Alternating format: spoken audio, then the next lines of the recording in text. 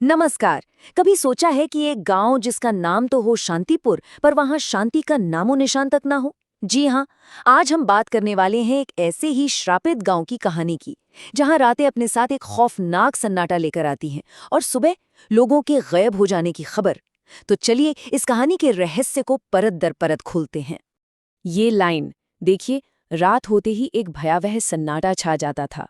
बस ये एक लाइन ही पूरी कहानी का माहौल बना देती है ना? हॉरर में असली डर शोर शराबे में नहीं होता, बल्कि उस खौफनाक सन्नाटे में छिपा होता है, जो अपने साथ ना कुछ अनहोनी होने का अंदेशा लेकर आता है। और शांतिपुर का सन्नाटा वो बिल्कुल ऐसा ही था। एक ऐसी खामोशी जो चीख चीख कर बता रही थी कि कोई अदृश्य खतरा आसपास ही है। तो सबसे पहले बात करते हैं शांतिपुर के उस सन्नाटे की। आखिर ऐसा क्या था इस गांव में? ऐसा क्या हो रहा था जिसने लोगों की रातों की नींद ही उड़ा दी थी? जरा शांतिपुर की तस्वीर सोचिए। एक दूरदराज का गांव है, चारों तरफ खेत ही खेत। वहां तक पहुंचने के रास्ते भी आप कह सकते हैं टूटे फूटे हैं। लेकिन असली प्रॉब्लम तो सूरज ढलने के बाद शुरू होती थी। एक अजीब, बहुत ही अजीब, अप्राकृतिक सा सन्नाटा। और फिर एक एक करके लोगों का गायब हो जाना। और पीछे सुराग के नाम पे क्या मिलता था? कुछ नहीं, सिवाय जमीन पर एक काले जले हुए निशान के। बिल्कुल ऐसा जैसे किसी को वहीं के वहीं भस्म कर दिया गया हो। अब आता है कहानी में एक नया मोड़। हमारा अगला सेक्शन है एक अनचाही वापसी।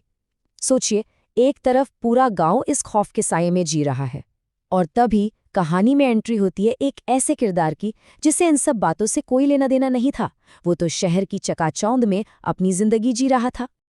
और ये है रवि, एक नौजवान जो शहर की लॉजिकल दुनिया में रहता है, जहां भूत प्रेत की बातें मजाक लगती हैं।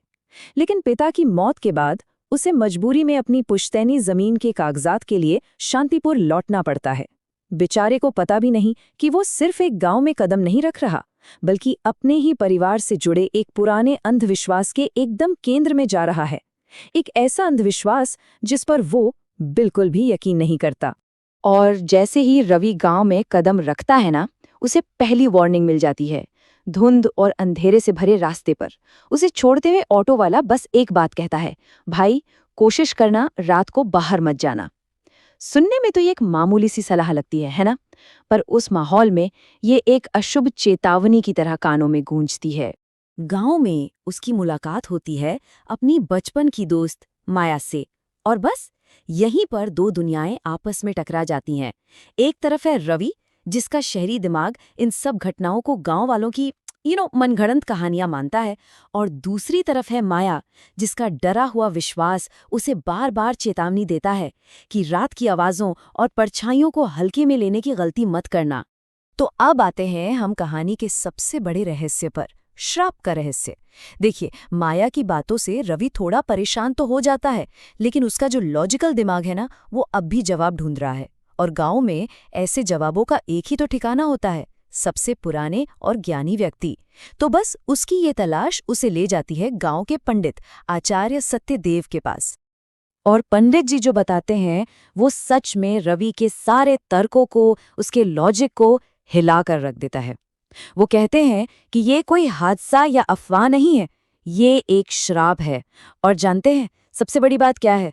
ये श्राप किसी और से नहीं, बल्कि सीधे सीधे रवि के परिवार और उसकी पुश्तैनी जमीन से जुड़ा हुआ है। तो आखिर ये श्राप आया कहाँ से? इसकी जड़ें रवि के ही अतीत में हैं।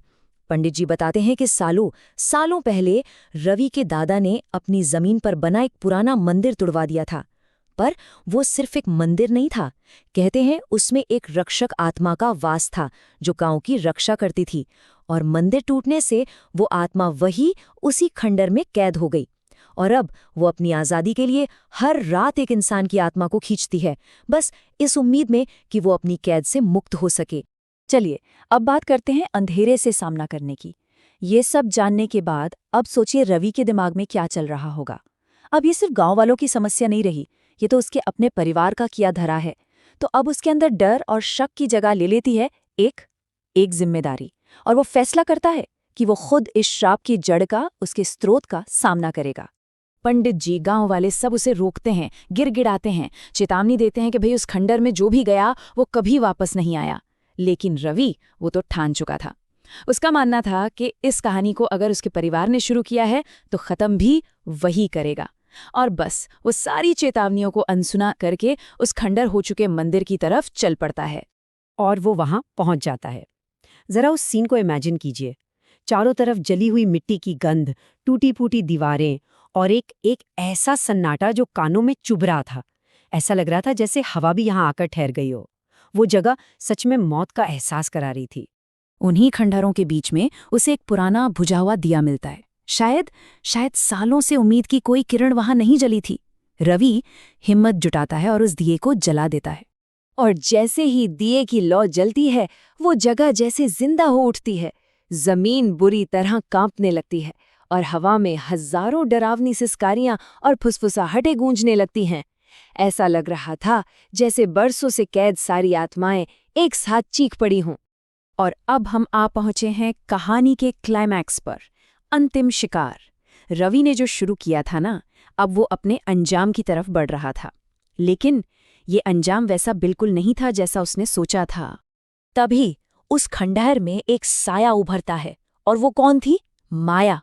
लेकिन ये वो माया नहीं थी जिसे रवि जानता था। उसका चेहरा बिगड़ा हुआ था और उसकी आंखों में एक शैतानी चमक थी। रवि को तो अपनी आंखों पर यकीन ही नहीं हुआ।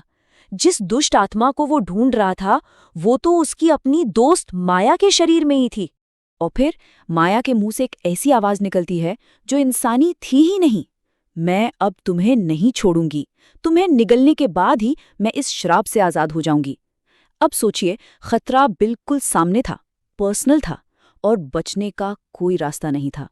और इसके बाद घना काला धुआं सब कुछ निगल जाता है। और जब वो धुआं छंटता है तो वहां क्या था?